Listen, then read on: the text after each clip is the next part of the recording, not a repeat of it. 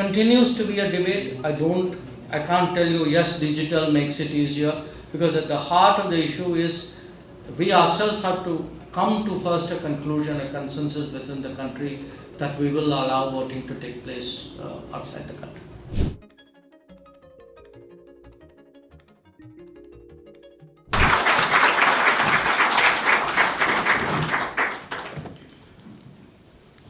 Ambassador, dear friends, let me first of all say that it's truly for me a great pleasure to meet all of you.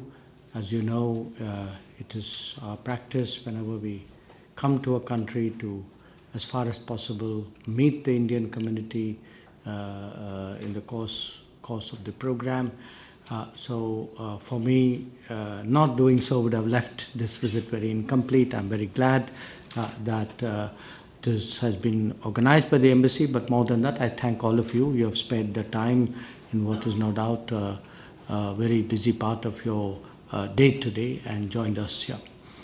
Now, as the ambassador mentioned, this is for me a first visit to Luxembourg. I've of course known my Luxembourgish counterparts, both Minister Bettel and earlier Minister S for many years now, but still coming here for me is something which really brings the relationship very much closer. This morning, I began my day by meeting with the Prime Minister. I then had a long, very detailed discussion with Foreign Minister Xavier Bettel, and I then had the privilege of calling on His Royal Highness, the Grand Duke. So from my point of view, I must tell you that it's really been a very, very productive and a very satisfying day.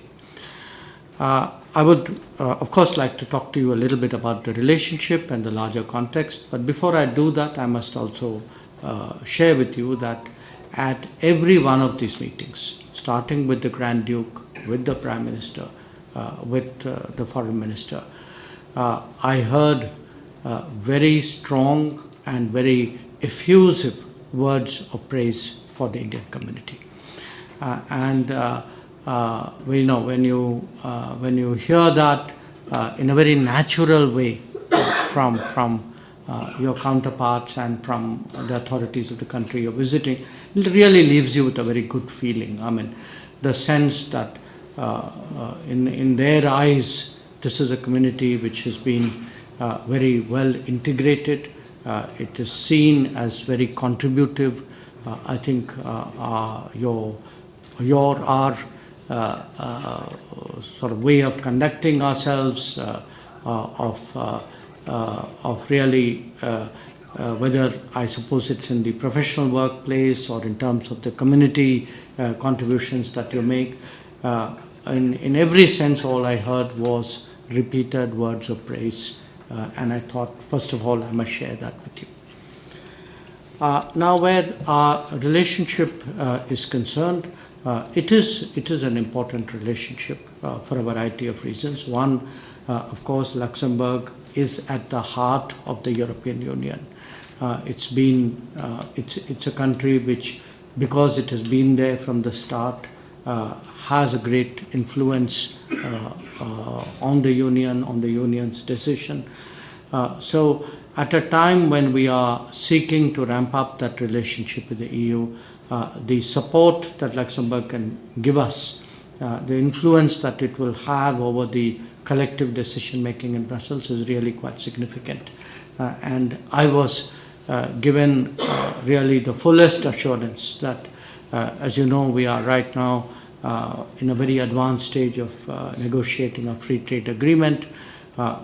In other areas, whether it's technology, whether it's defense, connectivity, mobility, there is a lot that is happening with the European Union.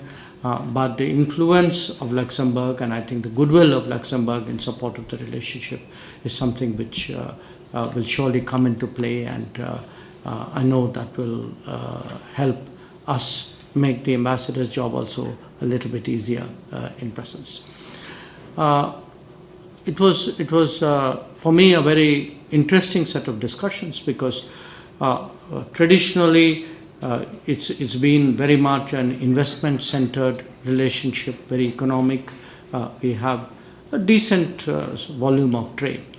But what I heard again was a lot of interest in the changes which are taking place in India, the new capacities, the areas where, in their eyes, India was doing very much more and very much differently than before. A lot of our discussions, therefore, were about how the digital infrastructure was working in India, how the space industry has taken off. We, of course, have very high respect for Luxembourg's own satellite, long-standing satellite capacities, but they were obviously also tracking us in that domain, and there were a lot of questions and interest shown in that regard. Again, today, no meeting, no interaction is complete without some exchange of views on AI. We are hosting the AI Impact Summit in about 6 weeks from now. And there was a lot, Europe and Luxembourg have their own particular approach by which they come at AI. They were very interested to know how we looked at it. And clearly, both of us, in our own particular ways, see it very much in a citizen-centric fashion. Conveying what has changed in India, what are the new opportunities that come from that, I think was really took up a very large part of our discussions. The long and short of it is that I expect this year that there will be a significant business delegation coming out of Luxembourg, many more ministerial visits, a much deeper interaction as a follow-up to what were the discussions that I had. So I'm sure in your particular cases, in some way or the other, it would probably be of interest to you professionally and personally as well. That was broadly what happened on the purely bilateral India-Luxembourg plane. But as I said, there is a context to diplomacy today. And that context is one where there is a fair amount of volatility and unpredictability in the world. Every country, every region is reassessing its interests, reassessing its calculations, and trying to see, okay, what is it we can do? In one way, how do we de-risk ourselves from the problems and challenges and the risks that are there, the unpredictability that there is there. On the other hand, say that, okay, it's not enough to de-risk, maybe we should be building closer friendships and deeper partnerships. So are there particular countries, particular relationships that we can trust more than others? And I think that common sense is today bringing India and the European Union much closer.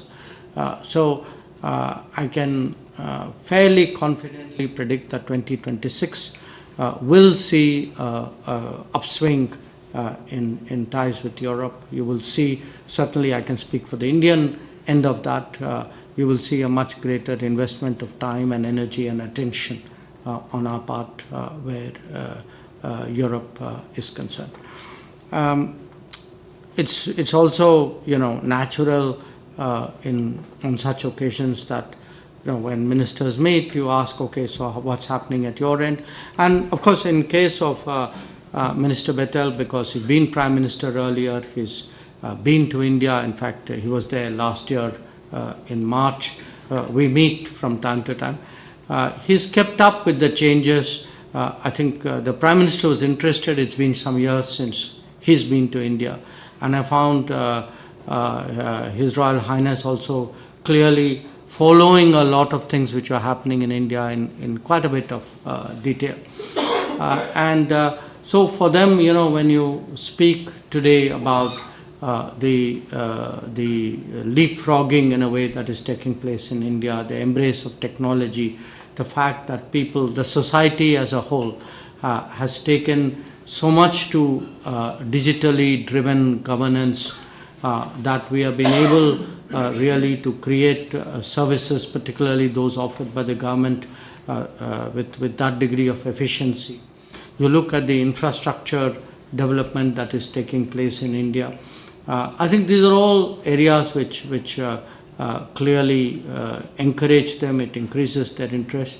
And I would urge you as a community here that, it's again, you are all connected you probably follow India in almost as much detail as I do. I may be living here, but given the connectivity today, the fact that information is available in the palm of your hand, there is so much that you know, and I would urge you to share it. Share it with your friends, share it in your workplace, share it with your colleagues, share it with your community, because that is how we really build up an image of India at a societal level. That image is very good, but like any country, it can always do with an improvement.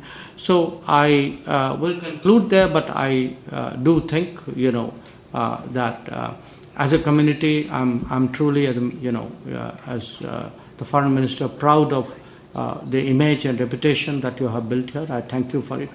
I urge you to build on that further, to support us as we seek to take this relationship to a higher level. I'm sure you have your own interests and curiosity and perhaps comments about things in the world, things happening in India. Maybe you have words of advice to give me as well. I'm always open to taking that. So please feel free. I'd be delighted to engage with you. Once again, Ambassador, let me thank you and the Embassy for making this arrangement.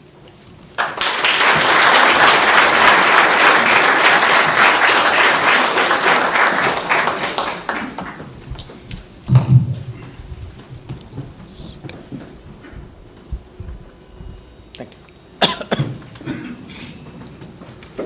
I think we have some time, half an hour of question answers. Yeah, I see one, the first hand going up. Yeah.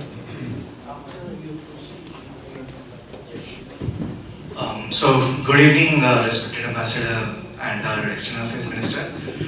I wanted to ask a follow-up question since our last meeting in Belgium, and also update you with the progress that we talked about initiating Indian Space Conference, and I'm happy to let you know that many of our Luxembourg delegates and organizations here have shown a great support from our Consular General to IBC here to many companies. And I have been also talking to CII in India and Sanyard Space and other such companies who have shown interest to participate in this conference. The only support which we would need from you is that to obviously officially endorse it, and then if possible, is there any way to provide travel grants for the Indian delegates to come here? I'm hoping maybe like €1,000 per person. So if 20-30 people are coming, 20k to 30k euros is something I feel which can be arranged. And also a point of contact from your side with whom we can follow up later on. Yes. So the first thing you do is to hit me for money. No, but look, for official endorsement, first thing, and we would love to invite you as a chief guest as well. So yes. No, but very seriously, first of all, it is today a domain where really a lot of exciting things are happening. It's not the only domain, but and it's a domain which is very relevant to Luxembourg as well. The capabilities that they have built up is really very impressive. My practical suggestion to you is, if you find a sort of a partner organization. Today, when you look at any particular subject, you will find willing players on the other side. You'd be surprised sometimes at how much they themselves are willing to do. Certainly we would be very supportive of promoting it, and because every form of cooperation helps to build a relationship. But I would urge you to explore it very seriously before you start to think that I'm going to be the guy selling out. Thank you very much. Anybody else? Yeah, I see the hand there.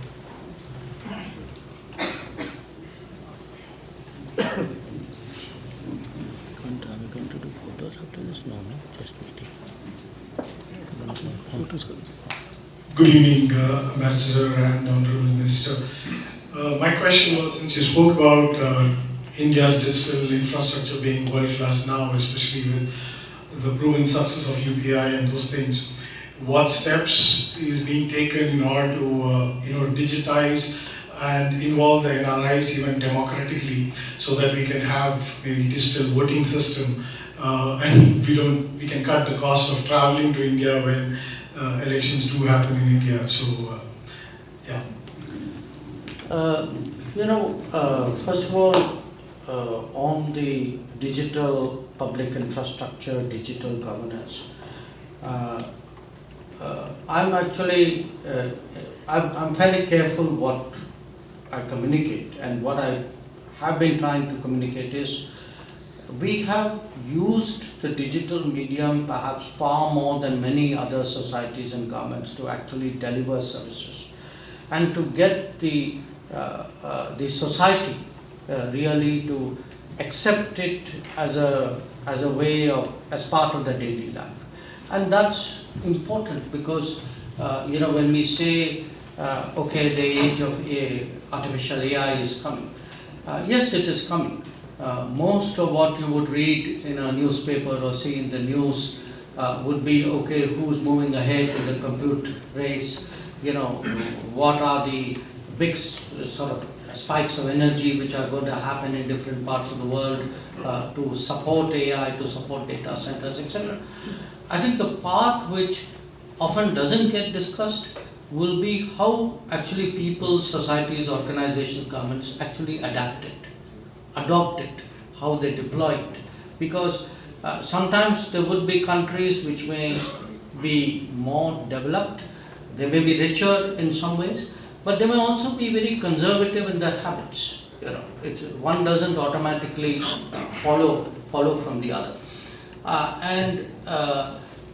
In that respect, when it comes to AI, and for those of you who have an interest in anything digital, I would really urge you to follow that AI summit when it happens. When a year ago, Prime Minister Modi was in France for the previous AI summit, and he made, what for us in India is a very obvious point, which is, AI will have very strong cultural biases. So until there is a far more effective capture of the full diversity of data, there will always be shortcomings in what AI capabilities are able to offer. So it's an interesting, at one level it's an interesting cultural debate, or I would say almost like a global equity debate, but it's also one of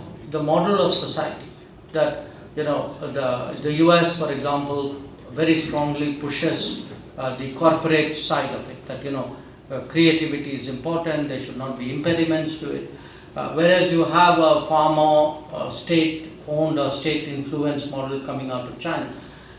In India and in Europe, in different ways, ours is very much more taking into account what public needs it would serve, what are the rights of the citizen, what are the concerns about privacy.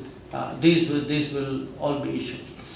On the latter part of your question, which is, how can we really use it to support,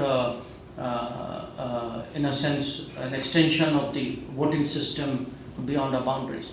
I don't think the challenge there is the medium. I think the issue there is First, we need a kind of a consensus or a policy decision, whether actually voting would be extended beyond the boundaries of India, and in which case, who then is eligible. Because often people leave the shores of India. Now, whether they retain their nationality or don't, whether they declare it or don't, whether others claim to be Indians or not. I mean, it's far more complex than purely finding a technical fix for a particular right. We've had this debate a generation ago, at the beginning of this century, tail end of the last one. At that time, the feeling was that the OCI was a reasonable compromise. It's still an issue which is being discussed. Since in the last 20 years, 25 years, the number of Indians who've gone abroad has increased. In many cases, in fact, the nature, the character of the diaspora has also changed. That there was a time when the tendency of people going abroad was to transition into a nationality of their domicile. That may or may not be the case anymore, because actually if you look at certain professions which take account for a lot of this mobility, people often go today increasingly for short-time work.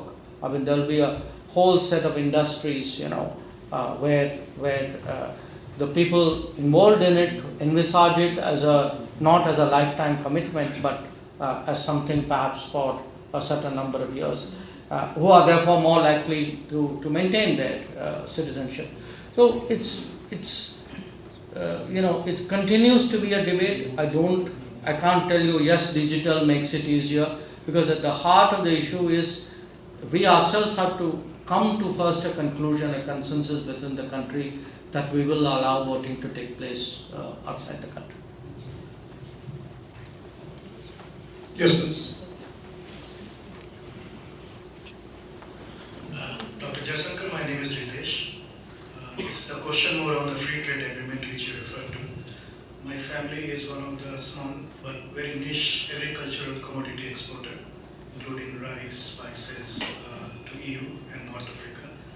One of the things we face difficulty is high tariffs, lots of paperwork when products come from India. Is part of that deal aiming towards reducing this, tariffs, make it more easier for commodity exporters from India to Europe? The short answer is yes. That is what an FTA is supposed to be about.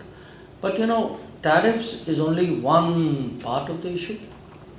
As you probably know, if your family has been in the business, often we get into very complicated issues of standards. Particularly you mentioned rice. There have been some debates in regard to residues and so on.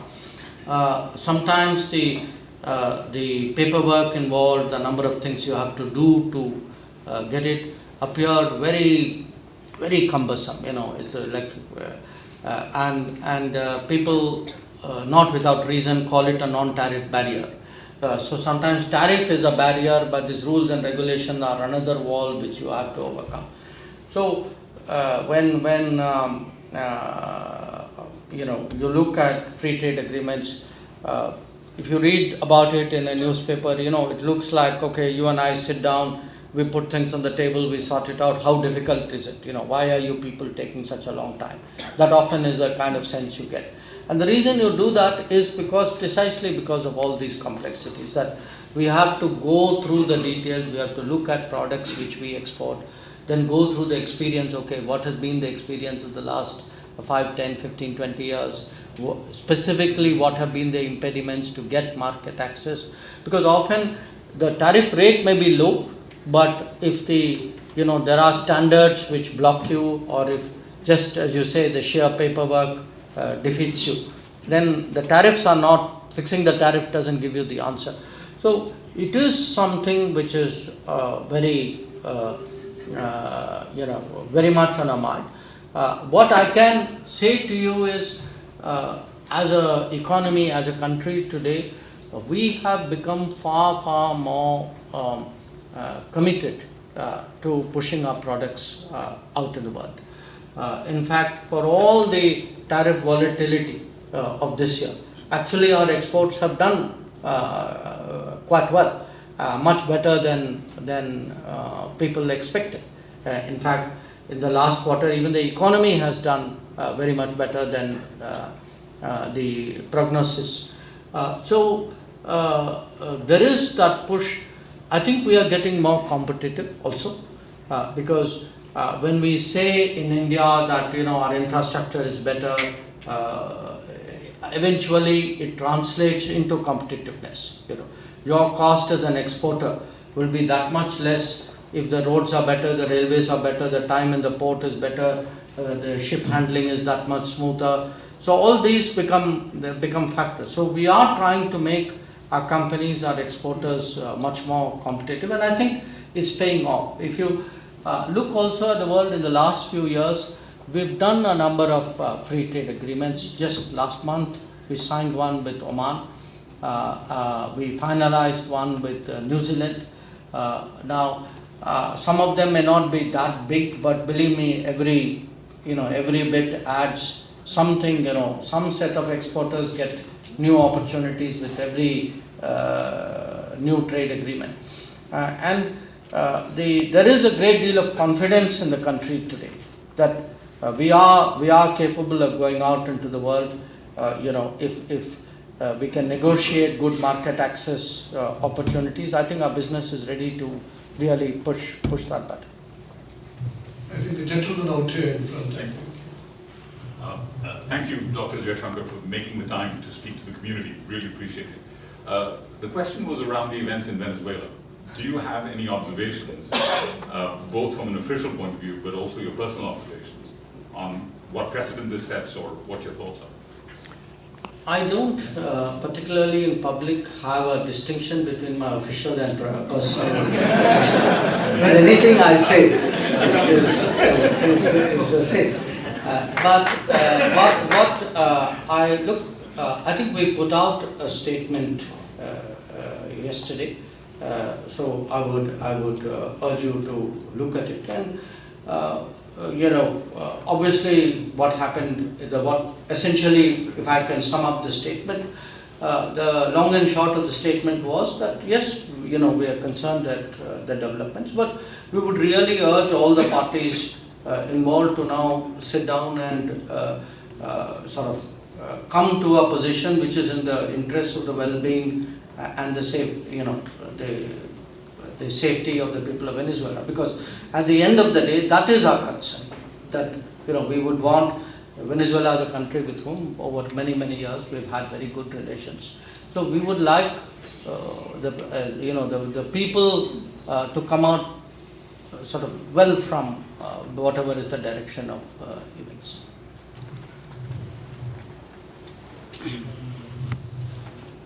Hello, sir. First of all, big welcome to Luxembourg. I'm a big fan of yours and Mr. Modi and the team and the fantastic work that you're doing.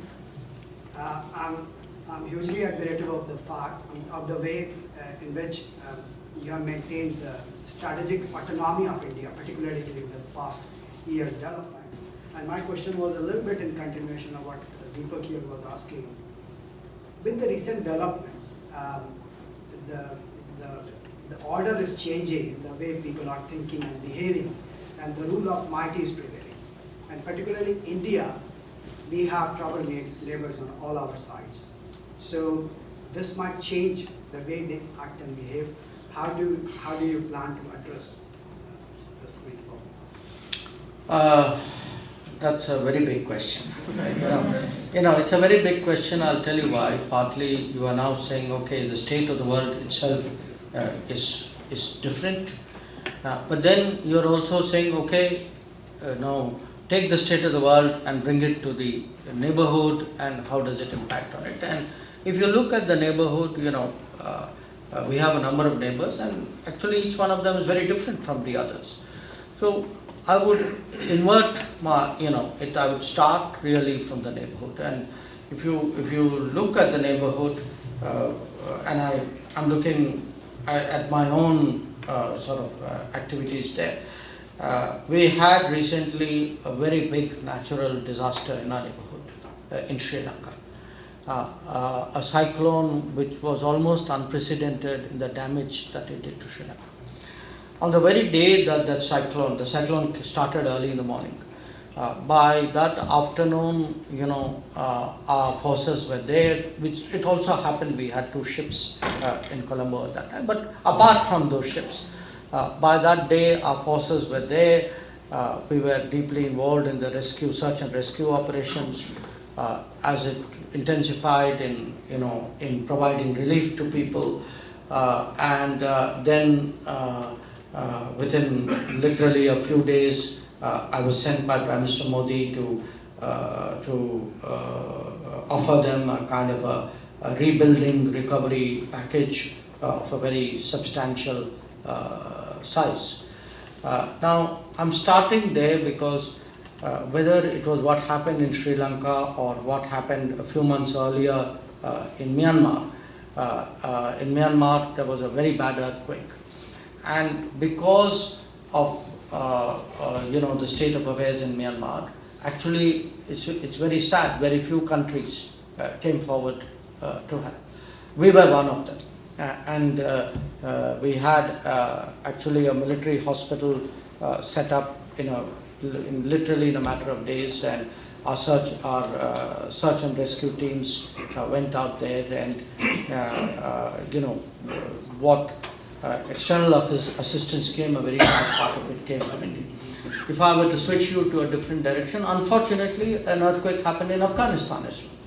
And even in Afghanistan, we were literally the first country, though the logistics to Afghanistan were very complicated, but we were the first country to respond. They had 2 earthquakes, one closer to the Pakistan border, the other more to the north.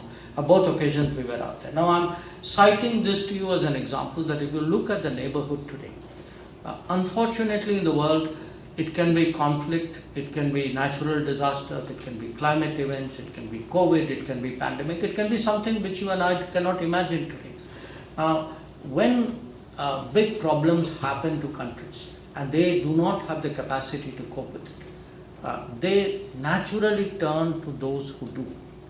And in our region, there is a growing belief that the country which can be relied upon in this regard is India. That belief has come out of experience of a certain number of years. I mean, it was not automatically there. It happened because when COVID pandemic took place, almost every one of our neighboring countries got their first vaccines from us. When the Ukraine war started, and many countries found that their energy supplies were cut off or became too expensive, or their wheat, because Ukraine was a very major exporter of wheat, that wheat supplies got disrupted. It was we who stepped forward, even for supply of fertilizers. So over a period of time, this belief has grown in our neighborhood. I can tell you, when I travel in the neighborhood and I look even more than the government and the attitude of the public, that is something the public responds to. Apart from that, we ourselves feel that, look, we are the biggest country, we are the biggest economy. It's in our interest that the neighborhood works more closely with us. So we have actually today, in fact not today, for the last 10-12 years, we have supported a very, very extensive logistical I would say connectivity with our neighborhood, and that kind, I mean, you all live in Europe today. Europe was not the way it was, the way it is now, I've seen a Europe 30, 40 years before, where it was not that easy traveling from one country to another. Somebody invested in the roads, somebody invested in the trains, somebody invested in making Europe so seamless as it is possible today.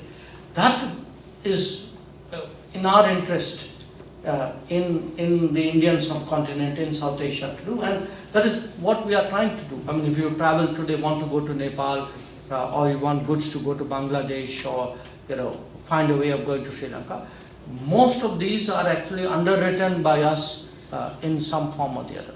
Now that's being the positive side of it. There is also the challenging side of it, that often because it is our neighbor, and because there is a shared history, there are people who are insecure, there are people with political agendas who want to advance their interest or their viewpoint by, in a way, going against us, by making us the target of their politics or target of their ideology or whatever it is. We have to contend with that. I mean, that is the way life is. I mean, you don't always get positive things. If it was so easy, why would people like us be around? So I think we have to take that in our stride. There are some exceptions. I mean, for us, the relationship with Pakistan is exceptional, because if you look at the world, I mean, forget for a moment this is, our region. Show me in the world in this day and age any country which actually has pursued the kind of policies which Pakistan has against its neighbor.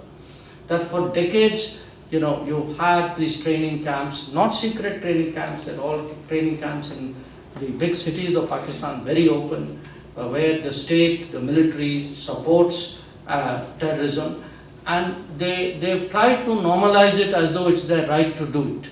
I mean, nobody buys it anymore. I mean, everybody knows that these are people who are supported the state. Now, that is also, it's a very unpalatable reality, but it's one which, we cannot sort of be oblivious to. We have to build our policies saying, okay, that's how that particular neighbor is going to be. So, those who are far more, willing to work with us and be helpful, positive, we'll have to deal with them in that way. Those who do the kind of things which Pakistan does, we'll have to deal with it in a different way. Now, to what extent does the developments in the rest of the world affect it? It's hard to say. Look, people sitting far away will say things, sometimes with application of mind, sometimes not, sometimes the self-interest, sometimes carelessly. That will happen. But at the end of the day, I can tell you, whatever you might say, in this day and age, countries are more, I don't want to say they become more selfish, but they will do things only if it is of direct benefit to them. They'll offer you free advice. If something happens, they'll say, no, please don't do that. It worries us if there is tension. Sometimes you hear people saying, like it happened during Operation Sindhu. Now, if you ask them, saying, oh, really, you're worried? Why don't you look at your own region and ask yourself, what are the levels of violence there? How much risks have you taken? How much worry the rest of us have about what you are doing? But, that's the nature of the world. People, what they say is not what they do. And we have to accept it in that spirit as well. I saw a gentleman right behind the blue shirt. Let's give the mic to him.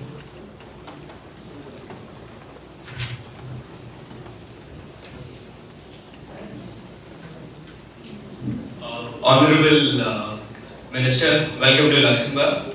I'm Harsh, a student at the University of Luxembourg, and as part of the student community here, we welcome you. My question is, I'm doing my Masters in Space Technology and Business. So I would like to follow up on the MOU that was signed in 2022. I know the MOU was between LSA and ISRO.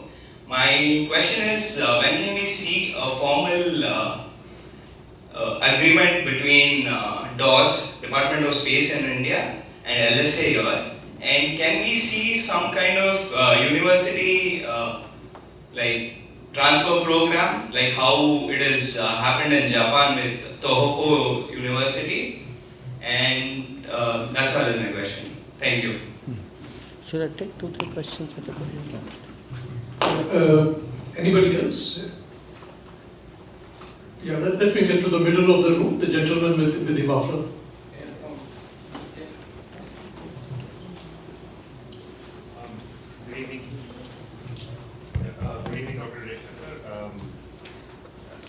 is but natural for Europe and the world to learn from a country like India, which grows so fast in the fields that it's going fast in, like digitization or AI. I'm wondering if you have views on what India can learn from Europe, especially in the areas where Europe is doing well. Because that's a question that maybe people don't ask nowadays, but I think it's important that we continue to look at learning from other countries. Sure. Take one. Yeah, the gentleman with the blue. Good evening, sir. This is Vijay, and I work for Amazon here, and so Indian DP before. My question is around the new Indian mindset. You know, when US applies pressure on India, say about Russia or the other countries, what typically cooks inside you? What instincts, what inner beliefs, what kind of red lines which guide you, to take decisions, to be firm, autonomous, independent, to take care of the long-term interest of the country. The question is around what's cooking inside, what's the mindset that's happening, so that we can learn from that in our daily life. Thank you. Okay. The first question you asked about space, look, I can't answer that very specifically because I mean, it's not like I know exactly where that MOU is and what is followed up. But I would make 2 points for my own discussions today. I'm sure you are tracking what is happening on the space side in India. And if you look today at the number of space-related startups, if you look at an organization like InSpace, which has come up, there is actually, almost a revolution happening in the space sector. At the beginning of this year, today is the 6th, okay? 4 days ago, I was in IIT Madras. And as part of that visit, they actually showed me around. By the way, that itself is a very interesting thing, that if you go today to an educational institutions, they often showcase their students who have set up a business, who got patents, who've done a startup. So that, not the mind, that's also a mindset change, and different from the one which you're talking about. My plea today to my, counterparts in Luxembourg is, please come to India and try to understand really what are these other changes which are taking place. That the space industry, it's very interesting. The space industry has become far bigger than what the Department of Space is, far more than what the governmental organizations are. There is so much else that is happening, and which, by the way, the Indian system is tapping into. It's not that it's happening there and the government is there. We ourselves tell people, please look at the entirety of the space domain activities in India, and probably there's a lot that you will learn. And I think that kind of exercise, which they told me they'd be very interested in sending a team and looking at it, and it's quite possible that your university may also be involved in it. I'm very hopeful that that would take us to the next level. On that, your question, I feel today, and I am probably biased out here. Actually, we are far more open now to understanding what is happening in the world, trying to look at best practices and experiences, and trying to see how we can apply it to India. My own experience I can share with you. I'm just giving you one or two examples. Some years ago, I had accompanied Prime Minister when he came to Europe, specifically to Germany. And he was very interested when he went to a particular railway station. And he saw that, the railway station was not just sort of a piece of earth where trains came and trains went. Around the railway station, there was so much other activities. There were hotels, there was commercial property, there was shopping. So it was very different from how railway stations were typically in India.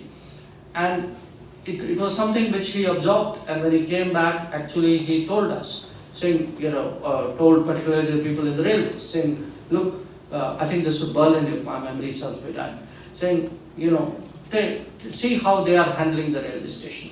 So I'm giving you the railway station as an example. Now, I had a similar experience when we went to Korea, and in fact we were on a visit to a shipyard. In many cases, since you asked about Europe, we look today at technologies and solutions that Europe has to offer. Solutions in pollution, for example, solutions in environment. Whatever you might, different countries have a kind of a image, you can say. That sum total of their achievement eventually is like drilled into one or two concepts which stick in our minds. Like you say America, you say, Americans very competitive people, very technology centered. Whatever you might say, Europe has an extraordinary quality of life. Europe is in many ways still a standard setter in so many domains that I think there is a lot that today we can learn from Europe. I was talking of railway station. I think even if you were to look at trains, I don't know when was the last time any of you have traveled in a railway train in India. The railways have undergone a remarkable transformation, but we still see, if you're open-minded, you will have the honesty to say somebody else has something I don't have, they're still 10, 20, 30% ahead. And you'd like to know what is it that they are doing better than you or what they're doing different than you, which you can observe. Certainly, I can tell you from a government perspective, that kind of thinking is very alive. We have a particular body called Niti Aayog, which replaced the Planning Commission. And they do a lot of, what other countries are doing. What are the best practices we can take. And I would say where Europe is concerned, there is a lot that Europe can offer to India, which obviously we'll have to adapt and apply to our particular circumstances. The third question, what happens if you are subject to pressure? Look, at the end of the day, there are about 200 countries in the world. Okay. Some are bigger, some are smaller. Some have a longer history and a sense of nationhood which is derived from that longer history. So everybody cannot be in the same position. Everybody is not in the same position. So when there is a problem, it can even be a common problem. Different countries will react to it differently because, those who have greater exposure will be more worried. Those who have deeper strengths will be more confident. Some have said, okay, I've been through tough times before, I'll handle this one. So it's a mix of different things. But your sense of, look, you called it what is cooking inside. I put it differently. I think there is a national mood. There is a national resolve in a way today. Often people in politics or people in policy positions, they are like the front end of it, But they are actually reflecting what is the national mood, So if you say, today there is a certain position taken, that position is taken because I think that is the national resolve or the national mood. That sense is today strong that, look, we have come up the hard way, we have dealt with various challenges. It's not the first time, people have tried to pressurize us. And we need to stand. Many of you would be aware in recent days, particularly in the social media, there's a lot of debate saying, how important it was to take the nuclear decision. That the nuclear gives you a lot of security and a fundamental confidence to hold your ground. I appreciate why people say it, But I want to tell you at that time, I mean, when people took that decision, it was not an easy decision to take. There was, everybody came at you. There were all sorts of pressures, sanctions on us. So, you had both the resolve to take the decision and then the fortitude to see it through and say, okay, I'll absorb the cost. I will, if there is a pain to be felt, okay, I'll take it. Now, we have done that, gained something. There is a learning from that experience. Today we are bigger. I mean, we are today a $4 trillion economy. We are among the top 5 economies of the world. So our ability to stand our ground is also that much sort of longer. But you can also look at the flip side, which is, always think that if you were to actually cede ground, then what are the consequences of that? That is also a factor. So I think the national mood today, the national resolve is very strong, and that is exhibited in the manner in which we respond to it.